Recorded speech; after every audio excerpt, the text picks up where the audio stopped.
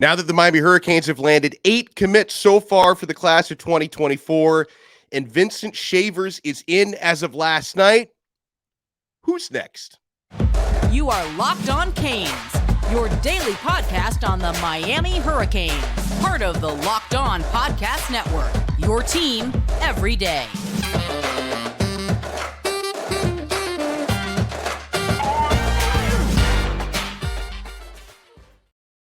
Happy Saturday. I'm Alex Donno, your host, University of Miami alumnus, longtime South Florida sports radio vet, and contributor to allhurricanes.com. And thank you so much to the everydayers for making Locked On Canes your first listen. We are available free wherever you get your podcasts and available free on YouTube. So the Hurricanes landed a pledge last night, Friday night, from 3-star linebacker from Miami Central, Vincent Shavers. And I don't know, I think we've seen some subtle hints out there that there could be more quote-unquote movement soon. So to help me break this all down, there he is, the legend himself. Chalupa Batman is with us. Kory Carmona, but better known as Chalupa Batman. Mr. Chalupa, how you doing, sir? What's up, Donno? Happy Saturday, buddy. How's it going? Going really, really well. And so I know a lot of folks are talking this morning. Our pal Gabby Urrutia at Inside the U is saying like, hey, there could be, some more movement. I haven't, at least at the time we're having this conversation, I haven't seen any bat signals come out for the staff or anything like that. But, I know Miami likes to build these waves of momentum, and we will talk a little bit more about Vincent Shavers a little bit later in this episode. We covered it in full last night, by the way, if you guys want to check it out. But I kind of wonder, Chalupa, who could be next here, because I've got my eyes on a handful. If we're talking about another class of 2024 committing, whether it be later today or in the coming days, I like KJ Duff, the tight end. Feel like Miami has made positive inroads with him.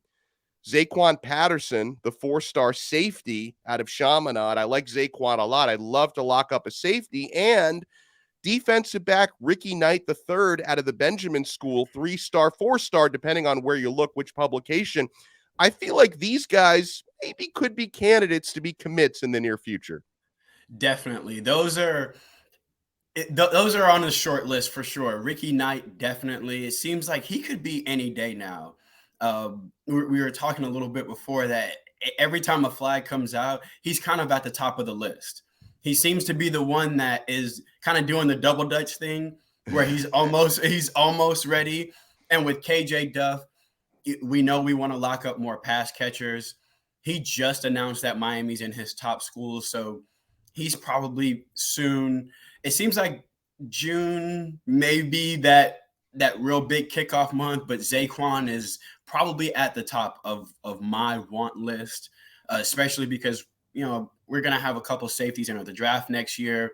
Right. We do have youth there. We've got Marquis, who I love, but bringing in a guy like Zaquan would be huge. 4-star from Chaminade, which is probably my favorite school name in the entire country. But he can do it all, man. He can play in the box. He can play the deep third. He is physical. And when you watch him, I love a kid who puts his special teams work on his highlights. He is a menace on special teams. He really can do it all. That old throwback Miami safety that would play all phases of the game. He's going to start on defense. He's going to play on the kickoff team and the kickoff return team. Do you ever get rattled or annoyed by some of the narrative? Because I see, and listen, I don't even care about this stuff, but anytime a 3-star player commits to Miami, and I check my YouTube comments and I check my Twitter feed, some of it's coming from Florida State and Florida fans, but some of it is supposedly coming from Canes fans who are like, 3-star you, 3-star Mario strikes again. I mean, this is coming off a top 7 recruiting class last year. Now people are freaking out about 3 stars. I know that you're kind of becoming sort of an amateur scout out there because you put so much time into film study.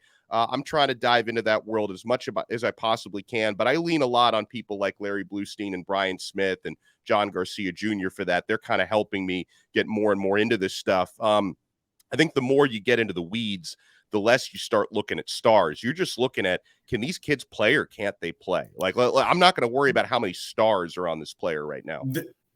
We always say once they put on the Canes uniform, the stars don't matter. There is nobody lining up against Mauangoa this year thinking, well, he's a 5-star incoming offensive tackle. Let me back off on this play. Watch the film. That's something that Brian Smith taught me. Watch the film.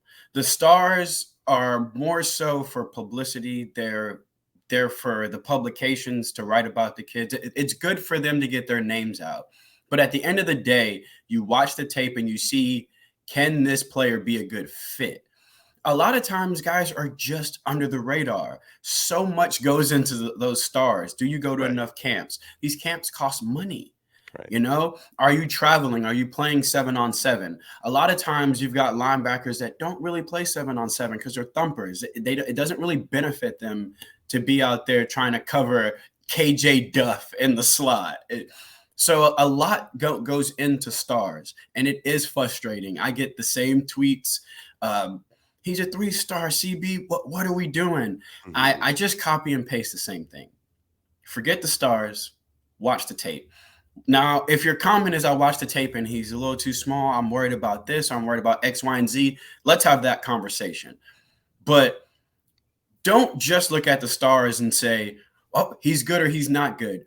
We've all been Canes fans for years. We've seen 5-stars come in here and look like 2-stars. Right. And we've seen 2-stars come in here and look like 5-stars. So watch the tape. Can he play? Does his game transition to the next level? Is he playing against good competition?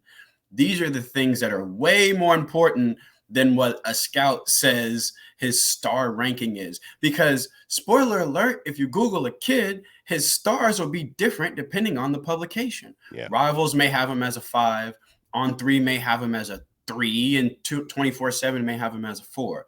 So ingest that information. It's not bad information to ingest, but then click the highlights, watch his tape, and that will give you the real evaluation. You can't tell if a player is going to make it based on his stars. So when we come back here with Chalupa Batman, I want to talk more about the newest Miami Hurricane pledge, linebacker Vincent Shavers. I want to have this chat with Chalupa because the last time we were on together, Miami's transfer portal receiver class was not finished. We had not landed Shemar Kirk yet at that point. So we got to talk about Tyler Harrell and Shemar Kirk. You got to keep it locked right here. We're only getting started on this episode of Locked On Canes. Folks, I've been rocking now for the past week, ever since they were nice enough to send me a couple pairs, and I'm buying more on my own because they're so awesome. I've been rocking my Bird Dog shorts, and guys, these things just feel like summer. You know, I live in South Florida. Chalupa lives over in Texas. It's hot as hell in both of the places where we live. And so I get these Bird Dog shorts on. Somehow they make my legs look great because they've got this just perfect streamlined fit, but they're also super stretchy and super comfortable. It feels like you're wearing athletic shorts, but they look like casual shorts. So I can wear these to, you know, outdoor parties, pool parties. I can wear these out on the golf course. I can wear these out shopping. And you're going to understand these are the most comfortable shorts I've ever had on, guys. Stretchy fabric. They give me the freedom to wear one pair of shorts wherever I go. I could even wear these to meetings. Heck, I mean, I can wear these to work because, you know, I need to find a way to do a show where you can see my shorts because I always go wasted up on these things. I got to get these going as well with Bird Dogs. So you want to go to birddogs.com/lockedoncollege. And when you get there, enter promo code LockedOnCollege. They'll throw in a free custom Bird Dogs Yeti style tumbler with every order. I love this tumbler as well. So go to birddogs.com/lockedoncollege and enter our code LockedOnCollege. You will be glad you did. Thank you so much for making Locked On Canes your first listen today. We're available free wherever you get your podcasts and available free on YouTube. And if you want to take your everydayer experience to the next level, be sure to subscribe to our exclusive SMS texting service through Subtext. I'm including a link in the show description below. I do one-on-ones with you guys on there. I send you SMS updates right to your phone. You send your text right to my phone. I send group updates to everybody throughout the day on recruiting scoops, on sometimes just random Canes thoughts that pop into my head. We have a lot of fun there on the Subtext chat. So I'm including a link in the show description below. You can try it free for the first 14 days, nothing to lose. And then if you want to opt in, it's $4.99 a month. We give you a ton of extra value on there. So we're joined here by Chalupa Batman. Chalupa, it's amazing how in the matter of a week, we go from looking at, the wide receiver position as a little bit of a concern. There are players there that we obviously like. Colby Young, we're very high on, you and I, Jacoby George, Xavier Restrepo. But then Miami goes out and they add Shemar Kirk, who is going to, I think, shock a lot of people because sometimes you don't realize how good players you can find from junior college. Shemar Kirk is a gem. And listen, if our guy Tyler Harrell, if he can stay healthy, he's got that 4.2 speed. He can take the top off of any defense. So Miami completely changed the complexion of their wide receiver core a couple of days last weekend. Huge. Absolutely huge. We talked about the pressure. It felt like the pressure coming off of our shoulders. Every time that bat signal went out, 90% of the tweets was receiver, receiver. We checked 2 huge boxes with these guys. With Harrell, you got a guy that is a burner that can take the top off of defense and can work the bubble screens, the jailbreaks. He's the kind of guy that can take a 2-yard pass and have it look like a 60-yard touchdown for Tyler Van Dyke, and everyone's happy. And then you got a more complete guy with Kirk. You got a guy that can do the dirty work in between the hashes. You got a guy that runs a full route tree, big, physical, blocks, and like you said, he's a gem. Just because he started at junior college, don't think that should be a knock on him. Some guys are late bloomers. Some guys just slip through the cracks. He was honest. He admitted that, football to me was just kind of football. Didn't even realize how good he was at it. Grew up, matured, got a head on his shoulders, and the kid is a absolute baller, and he is big.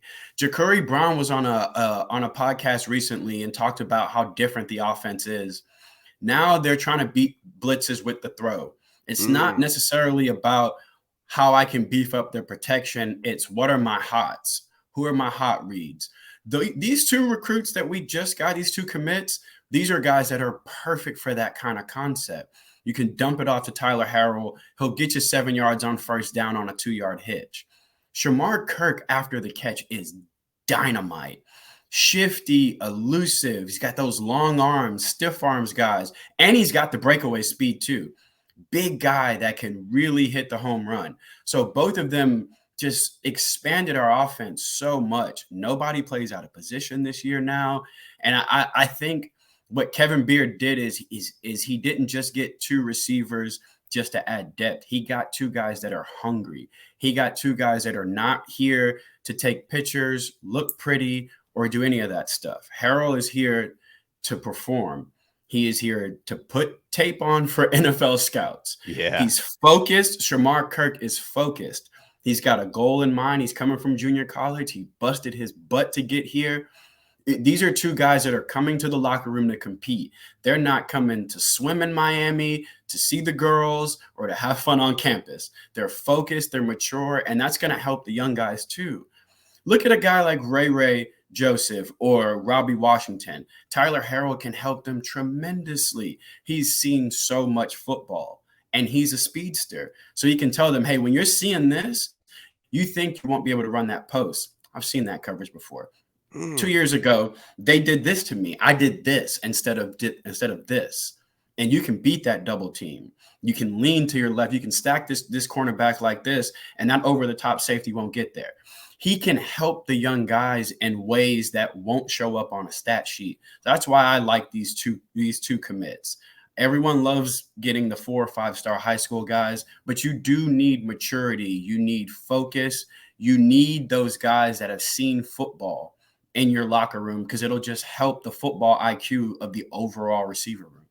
That's well said. Now, if I put you on the spot to make a prediction here, so with Harrell and with Kirk, do you think either of them or both of them can actually earn a starting job at Miami next year? Because before their arrival, I would pencil in the outside starters as Colby Young and Jacoby George. Do you think either Kirk or Harrell can take one or both of those jobs away? I think if we're asking who may come out the gate and earn that position, it would probably be Harrell, just because he's been in 2 different collegiate offenses. So him picking up another offense may not be as big of a learning curve for Kirk, who hasn't seen this level of an offense yet. But if I had to put my chip on one, I'd say Kirk. And here's why, because Jacoby George can be used in the slot as well. He doesn't have to be married to being on the outside. We want Colby Young on the outside. Yeah. That's where he needs to be. That's where he's the most effective. You can move Jacoby George inside. He's another guy after the catch that's dynamite. So bubble screens, jailbreaks, things like that. Then you put Shemar on the outside of Colby Young, and I think that could be your opening day starting if I had to put my chip on one, because Harrell will probably be used in a lot of different formations, a lot of different position groups. He's that 100-mile-an-hour reliever that you bring in to change things up. But Kirk is a guy that first through third down, he can get it done. If you need to go vertical, he can do that. You need a slant, he can do that. You need someone just to pick you up a first down on third down, he can help move the chains too. So I'd put my chip on Kirk. What do you think? Oh, I tend to agree. I think you hit it on the head, and I like what you said about Jacoby George's versatility, because I think that's going to be the key. And the thing is, whoever starts doesn't mean other guys aren't going to get a chance to play, because I know that Kevin Beard is going to have these guys ready, and Dawson is going to be rotating the personnel quite a bit. And I'll tell you, Chalupa, I cannot wait until the first day of fall camp, because I love watching Kevin Beard anyway. He's my like favorite. He's the most fun coach to watch, because he's doing the drills. He's got cleats on at practice. I cannot wait to watch him coaching that group with Harrell and Kirk now on board. That's going to be so much fun. I know he's oozing. You know he cannot wait to get his hands on Kirk. You know Coach KB saw that film and was like, "Oh, when I get my hands on him." Yeah. He's another guy like Colby Young, maybe a little bit raw from a technical standpoint, but skills galore. Yep. And you look at what they were able to do with just Colby in a short span last year. Now look at the transition we've seen from him now. A little bit of work with Kevin Beard, and he looks like a completely different receiver. He's slimmed down. He looks like a complete one now. We were a little bit worried that he would just be the vertical guy, because that's why he was used last year. We saw him in the spring doing everything, and he's got that good connection with TVD. I think that's something Coach Kevin Beard is going to foster with the entire receiving room. And like you said, there will be rotation. I think no matter who starts, it doesn't, just because Jacoby doesn't start doesn't mean he may not lead the team in catches this year. Right. Restrepo could end up leading the team in catches. I think we've got so many that for sure. weapons. Yeah. We may have 3 or 4 guys with over 30 catches this year. Restrepo may lead the team in catches, but be 4th in yards. You know what I mean? Yeah. And then you could have Jacoby be 1st in yards, and then Colby Young may lead the team in touchdowns. So I think you're going to see a lot of versatility and a lot of guys eating from the receiving room this year. And I want to see that competition in that room make everybody better. Because I'll tell you, man, the players that I love most are the players that thrive on that competition. Because, like, you know, I talk with a handful of Canes player parents, and I love it when they embrace, like, one of my this is like my spirit animal as a dad of an athlete, Terry Roberts Sr. I love that dude so much. Love that guy. And so, you know, I can remember I was chatting with him the night that Jadeus Richard, defense, because, you know, his son, Terry Jr., plays defensive back at Miami, transferred from Iowa. And I remember when Richard transferred to Miami, and you know, I was talking with Terry Sr. Oh, did we get that guy from Vanderbilt? And I'm like, yeah, we did. And I didn't know how he was going to react to that, but he was like, great. I can't wait to see my son compete. And he goes, Terry Jr. loves competition. So that's the attitude we have to get back to, Chalupa, because when I talk to guys who played in the 90s and around that 2001 team, like, you know, I had a chat, and I need to bring this guy back on the show, but I had a chat 6 or 7 years ago, long interview I did with Willis McGahee, and I remember talking about that running back room that he was in, you know, in 2001. 2002 was his breakout year, but 2001, when he was in that room with Clinton Portis and with Frank Gore and with Najee Davenport, like, he loved it, and that made everybody better. And these guys were at each other's throats competitively, just trying to get on the field. I want to get back to that.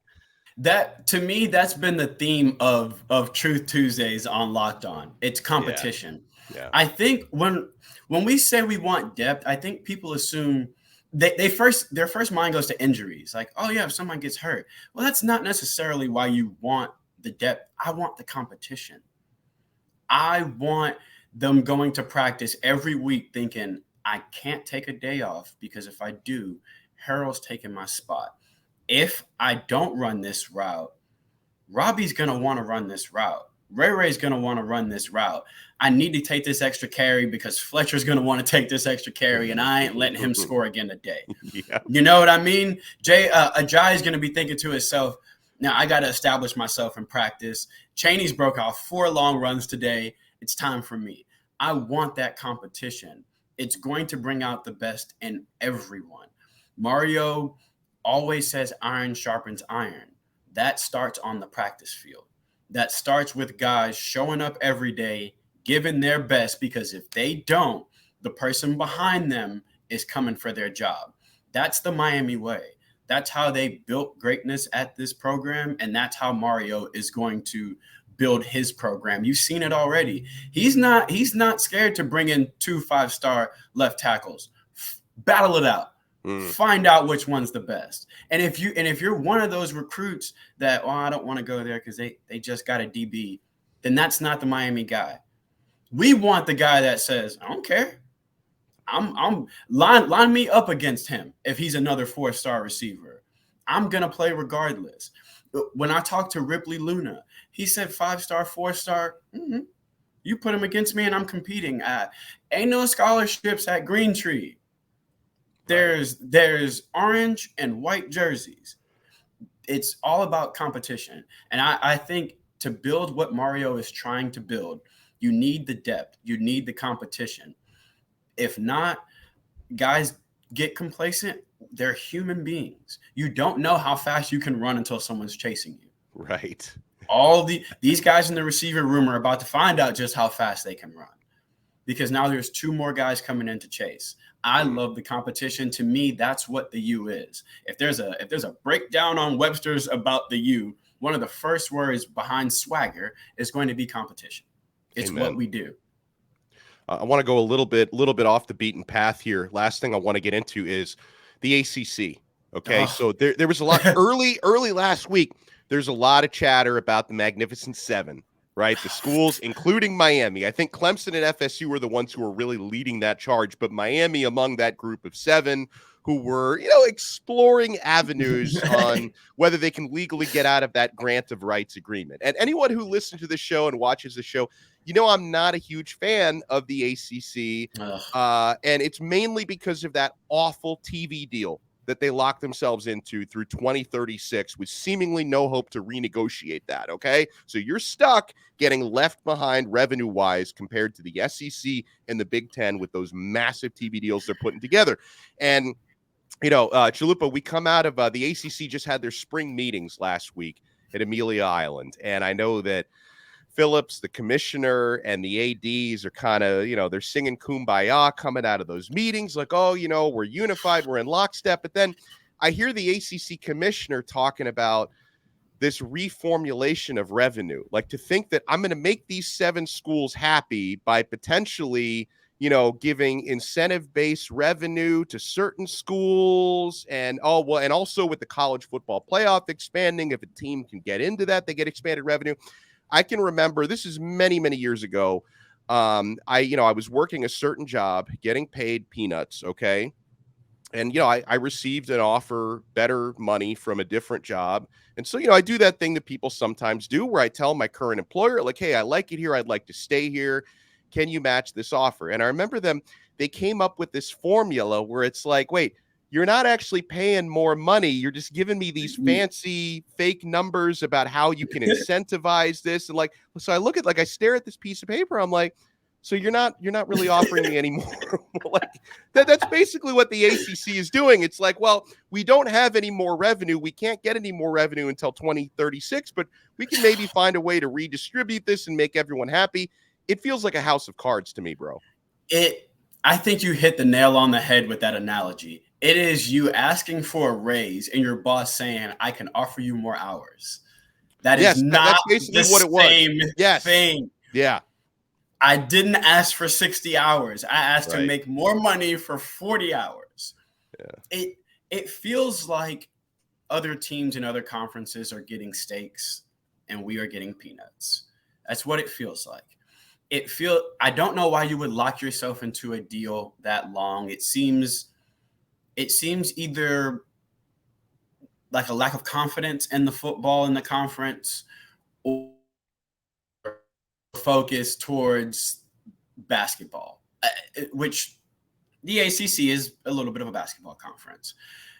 It doesn't seem productive to me, especially in this day and age where these teams are trying to maximize their revenue for their programs, and they are all trying to go to the best conference that has the best TV deal that can allow them to get the best money because you can upgrade your facilities, you can do more to attract more recruits.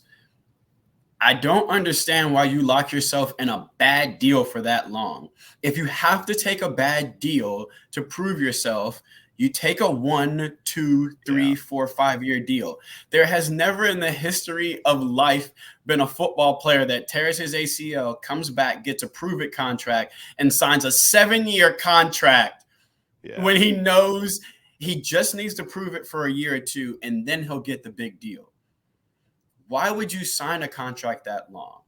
Now you've got your top schools calling other conferences like, hey, what's up, big head, you up? Because it's not just football, it's all the other programs, but football brings in the most money and it funnels down to these other programs. Right. It allows you to have a better tennis program, a better swimming program, a better golf program, if there is more revenue coming in from your cash cow. If your cash cow is bringing in peanuts, that trickles down to the rest of the athletics within the program. To me, it's mind-boggling. It just seems like the ACC didn't have confidence in their package, so they went with the first deal that they got. They didn't vet it. Did they even look at what other conferences were getting? It's a little confusing. Yeah. So now there's all this talk about the Magnificent Seven looking elsewhere, Florida State wanting to go to the SEC, Miami maybe in the SEC, the Big Ten. There's this weird Big 20 graphic that went viral. There's because, and I know a lot of people just go, it's about money. It's not about money in the sense that you may think when you see that. It's not just people wanting to line their pockets. These things help the university. You want to build better facilities. We all want a new stadium. Where do you think that money comes from? Right. It's frustrating. And as someone who went to the school, who's an alum, I'd like to get your take on it because, you love this school. We all love this school, but you're an alum, a alum. And to see them be stuck in a deal like this for this long, it's got to be infuriating. Well, I know where Miami used to be, and I know where they'd like to get to again in terms of, and you're starting to see them in recruiting battles and winning some of them with the Georgias, and Ohio State's been kicking our butts a lot, but we did win a few recruiting battles against them, and the Alabamas, we won a few battles against them and so on. But it's like, if you really want to get into that conversation where, and obviously Miami's far away from this right now, where you want to be looked at the same way people look at the Georgias and the Bamas and the Clemsons, who's a little bit on the way down maybe, but the Ohio State, if you want to be in that conversation, you can't get there when you've got a revenue gap of 30 or more million compared to schools that are in a different conference. Like, it's just at a certain point, that's just a bridge too far. Okay. And so it's like, some people will hit me up and say, well, hey, you remember in the 80s, Miami was winning national titles. They were independent. Why don't we go independent again? Unfortunately, the TV revenue landscape has changed so much. Like, Notre Dame has been able to do that independent thing. For Miami to do that would be difficult. I don't think that's a sustainable model anymore. So I just, it hurts me, the idea. And so listen, if they can find a way to make it work within the ACC, that's fine. I don't, hate the ACC at its core. I just hate the situation the ACC is in. So yes. I just, but you mentioned, I'm an alum. I love this school so much. I'm on campus every so often. I visit some of my old haunts that I, was there from 03 to 07. And I just, I'm a Miami football fan since way longer ago than that. I want Miami to be at the tip top again. And I don't know if you can do it if you can't make the type of revenue or anywhere close to it that the Big Ten and the SEC are making. It's just, at the end of the day, it doesn't feel fair when you see the numbers. Like, just from a logic state, when you look at that, you go, oh, that doesn't seem fair. How does it makes you wonder, like I said earlier, was it a situation where the ACC maybe thought some of our big schools may migrate anyway, so let's take a package that we can get now. Right. That's the only thing that comes to my head. But I don't think bringing in your top schools and telling them a raise would be great. We all agree you deserve one. Right. I can offer you more hours and a pizza party. It's like we can buy our own pizza, fam. We don't need the pizza. So now you got these schools who are probably trying to figure out if they can get out, because a lot of these contracts are ironclad. So now you're in a situation where, can you get out? And then, let's say all 7 don't go. If 4 do, what happens to this conference? Going forward. Yeah. I don't know. I think I don't know if 4 could get out. I think you need at least 7, if not 8, to get out, because you probably need a majority just to be able to get out. And then you have the situation where do you go? Because everyone can't be in the SEC. I'm going to rename that thing the Big South Conference, because everyone's joining it. But you have to ask yourself why. It's not just because of the football. It's because of the TV deals, the exposure. When you're in a kid's living room speaking to him about recruiting, it's one of the first things his parents are going to want to know. How do I watch him? Now, if he's from South Florida, it's not hard. He can go what? Riley and Ripley and Colby's parents want to know how they can watch them. Right, from Idaho. Kids and from Idaho, from California, from Texas. It's really easy when you say, oh, he's on ESPN every week. Don't worry about that. Yeah. ESPN Plus will send you the subscription. Yeah, now for some of these games, it's like, well, you have to download the Bally Sports app, and you've got to log in through. You've got to log in through a VPN, because if you're in if they think you're in Luxembourg, it's not going to be blacked out locally. So you want to go with either Luxembourg, or maybe tell them you're in Transylvania with the VPN to be able to watch. Like, what? What is going on? You remember the spring game? How many tweets did you get about the spring game where people were so confused? Yes. On how do I watch this? CB, and I was so confused on ESPN. How to answer it. Yeah. I didn't know how to answer people. I finally saw someone else answer it short, and I was like, copy and paste. Because I was getting CB, I'm on ESPN, I'm not seeing it. CB, I'm on the app, I'm not seeing it. I'm looking at the guide. Then it didn't even show up on the guide till about an hour before the game. You don't want these problems with the fan base. There are with every fan base, no matter what it is. I don't care if you like racing, football, backgammon, or Golden Girls. There's hardcore, and then there's casuals. The casuals need to be able to do 2 or 3 clicks and find what they watch. That's a lot of your fan base. They're people that don't follow recruiting every day. They're not on Twitter. They may not be on YouTube, but they're going to tune in on Saturdays to watch their Canes. If you make it difficult for these people to watch their Canes, they're going to find other things to do, unfortunately. Amen. Make it easier on them. These conferences have it easier.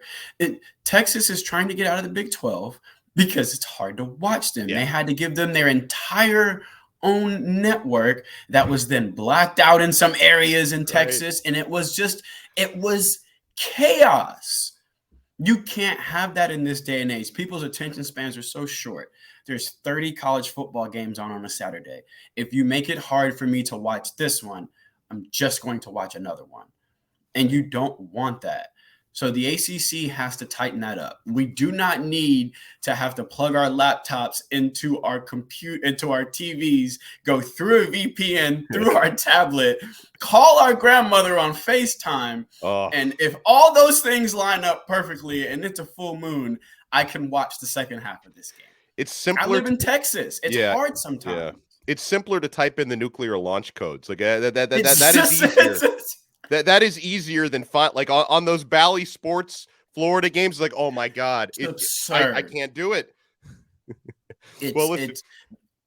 I don't like that. So that, to me, that's the big thing. It's the conference needs to have good television, good revenue, and have a clear platform where we are supposed to enjoy our Canes. That's all we want. Amen to that. We'll wrap it up on that note. Guys, make sure you follow Chalupa Batman. If you don't already, you should. At Kory Carmona on Twitter. You can follow me at Alex Donno, but follow the show at Locked On Canes. And if you follow Locked On Canes, we will follow you back. And by the way, Chalupa is not only a colleague of mine at allhurricanes.com, he also does a fantastic job on the You Heard pod. He referenced that earlier. Support the guys, Ben and Joe and Chalupa. Thank you so much for taking the time, man. Thank you, buddy. It's always a pleasure speaking with you.